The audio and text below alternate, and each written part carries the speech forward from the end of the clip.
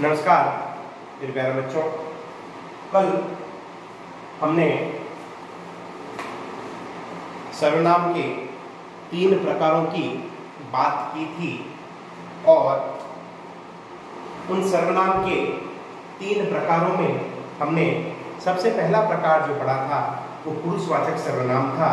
उसको उत्तम, मध्यम और अन्य पुरुष में बांटकर हमने उनकी पहचान की थी। उसके पश्चात हमने दूसरा निश्चयवाचक सर्वनाम की बात की थी और अन्य पुरुष और निश्चयवाचक सर्वनाम में यह वह के अंतर को स्पष्ट करने की हमने प्रयास किया था, स्पष्ट करने का। उसके बाद में हमने तीसरा प्रकार अनिश्चयवाचक सर्वनाम की हमने बात की थी, जिसकी पहचान थी कोई कुछ। सर्वनाम कुल 6 प्रकार के होते हैं, ये भी हमने बात की थी। 3 प्रकारों की हमने बात कर ली थी। आज हम कर रहे हैं घर से शिक्षण कार्यक्रम में सर्वनाम की कक्षा 10 A, B और C के लिए जो चौथा प्रकार आ रहा है वो है संबंध वाचक सर्वनाम। जैसा कि मैंने आपसे कल निवेदन किया था कि सर्वनाम में केवल आप पहचानों को याद रखिए, तो इसकी जो पहचान है वो आपके पहचान है जो जिसमें।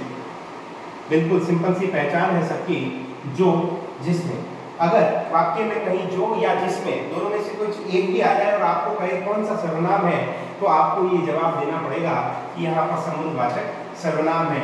उदाहरण द्वारा हम इसको स्पष्ट करते हैं। जो चोर पुलिस ने पकड़ा था वह भाग गया। और इतना लंबा वाक्य है, इसमें आपको यहाँ पर ये जो दिखाई दे रहा है तो हमें ये दिखाई दे रहा है कि ये जो पहचान है वो संबंधवाचक की है, तो इसमें संबंधवाचक हो। एक तो पहचान सर्वनाम की ये है। अब इसी से हम 2 चीजें सीखेंगे। पहली चीज कि एक वाक्य में एक से अधिक सर्वनाम प्रयोग हो सकते हैं। जैसे इसमें आया है जो और इसमें आया है वह। अब आप थोड़ा दिमाग लगाइए। कल के अब जो मैंने लेक्चर दिया था उसमें थोड़ा सा आप जो है पीछे जाइए और इस वह को समझिए। वह मैंने बताया था कि वह अन्य पुरुष में भी आता है, वह निश्चयवाचक सर्वनाम में भी आता है।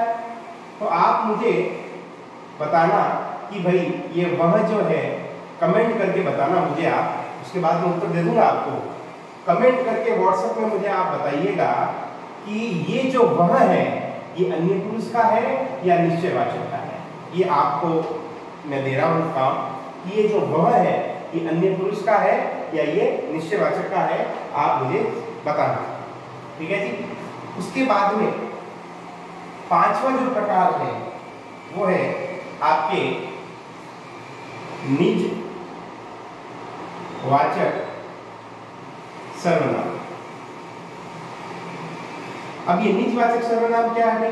निज का मतलब होता है स्वयं, अपने आप, तो इसकी पहचान भी वही होगी। इसकी पहचान भी वही है जो इसका अर्थ है। पहचान है मैं नहीं, स्वयं अपने आप, खुद। जैसे मैं स्वयं बाजार चला जाऊंगा। ठीक है जी। 1-2 उदाहरण आपको लिखने हैं। पहला, दूसरा आप लिखेंगे, तीसरा आप लिखेंगे। इसमें ये पहचान होनी आवश्यक है। उतार लीजिए इसको। इसका जवाब मैं आपसे जब ये वीडियो अपलोड होगा उसी दिन मैं चाहता हूँ।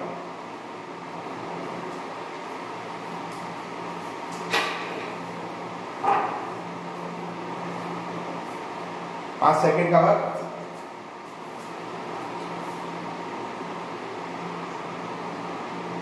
चलिए, उसके बाद में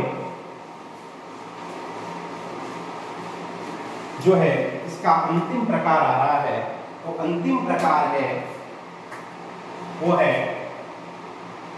प्रश्नवाचक सर्वनाम। और प्रश्नवाचक सर्वनाम की जो पहचान होती है, प्रश्नवाचक सर्वनाम की जो पहचान होती है वो होती है क्या,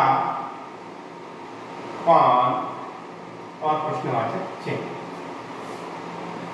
उदाहरण, क्या हुआ, प्रश्नवाचक चिन्ह, कौन आया, प्रश्नवाचक चिन्ह।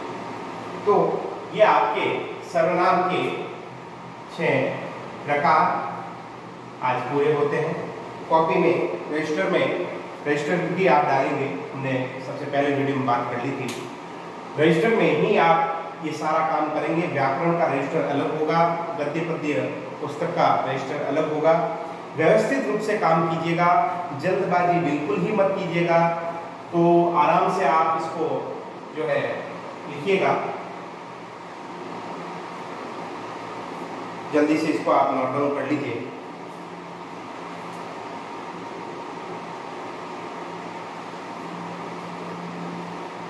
चलिए, हमने सबसे पहले वीडियो में बात की थी कि व्याकरण का क्या महत्व है। व्याकरण जो है कम से कम गद्य पद्य और निबंध वगैरह पत्र वगैरह मिलाकर देखें तो कम से कम 30 नंबर की व्याकरण आपके बोर्ड में आती है। और उसी लक्ष्य को स्पष्ट करते हुए मैं आपको ये व्याकरण का कार्य करवा रहा हूँ। आप किसी भी टॉपिक को ऐसे मत समझिएगा कि मुझे आता है, हमें और सीखने का प्रयास करना चाहिए। जीवन में हम ये सीख रखेंगे भाई जहाँ से भी मिले हमें सीखना है। हमें आता है तब भी अच्छा है, तब भी हमें सीखना है कि हम भूले नहीं, और नहीं आता है तो सीखना तो है ही। तो आपसे निवेदन ये रहेगा कि अब संज्ञा और सर्वनाम तो आपके कोर्स में नहीं था, लेकिन ये टॉपिक्स जो है इसलिए करवाए गए कि ये आगे भी जुड़े हुए हैं कई टॉपिकों से। जैसे सर्वनाम आपको अगर नहीं आता तो फिर विशेषण नहीं आएगा, तो इसलिए इन चीजों को कराना आवश्यक था। अब हम जो आपके कोर्स में टॉपिक है विशेषण, आज विशेषण को हम थोड़ा पढ़ते हैं। विशेषण का नए पेज से आप हेडिंग लगाकर समझने का प्रयास करना, उतार लेना बाद में। पहले समझें विशेषण का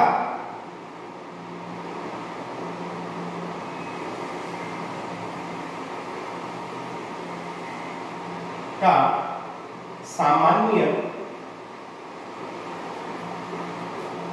अर्थ, विशेषता बताना। अब विशेषता नकारात्मक भी हो सकती है, सकारात्मक भी हो सकती है। विशेषता केवल सकारात्मक को ही नहीं कहेंगे अच्छा है, सुंदर है, वही विशेषता है, नहीं। नकारात्मक भी विशेषण होगा या नकारात्मकता वाली भी जो है वो भी विशेषता ही कहलाएगी। जैसे आप किसी को बुरा कहते हो तो ये विशेषता है उसकी, ठीक है, वो बुरा है। अच्छा बताते तो ये तो सकारात्मक विशेषता हुई गई। कहने का मतलब है विशेषता में केवल सकारात्मकता को ही शामिल नहीं करना है, नकारात्मकता को भी शामिल करना है। इस बात का आप ध्यान रखिएगा। तो विशेषण का सामान्य अर्थ होता है विशेषता बताना। अब ये विशेषता किसकी बताएगा, पहले इसको समझो। परिभाषा हम रटते आ रहे हैं कक्षा 3 से। सर्वनाम क्या है, संज्ञा क्या है, विशेषण क्या है, कारक क्या है, लेकिन आज तक इसको समझने का प्रयास नहीं किया, केवल रटने का काम किया। तो अब रटाई नहीं होगी, अब होगा केवल समझना। समझोगे तो परिभाषा आप स्वयं निर्मित कर सकते हो। जैसे संज्ञा है तो संज्ञा मैंने आपको बताया था नाम, तो आप स्वयं नाम किसका, व्यक्ति वस्तु स्थान का, तो ये परिभाषा बन गई, रखने की जरूरत ही नहीं। सर्वनाम की परिभाषा आपने जो आप रटते आ रहे हैं वो है कि संज्ञा के स्थान पर प्रयुक्त होने वाले। तो संज्ञा क्या है, कैसे प्रयुक्त हुई, ये मैंने आपको समझा दिया। फिर बात कर रहे हैं विशेषण की। तो विशेषण का सामान्य अर्थ होता है विशेषता बताना।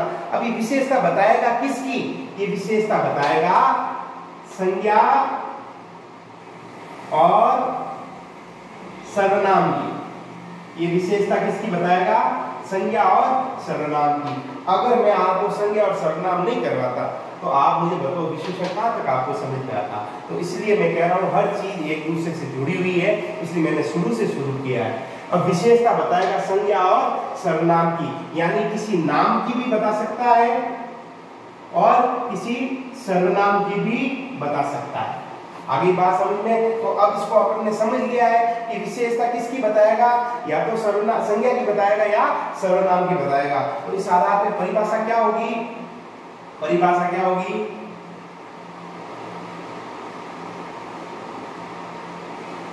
संज्ञा या सर्वनाम की विशेषता बताने वाले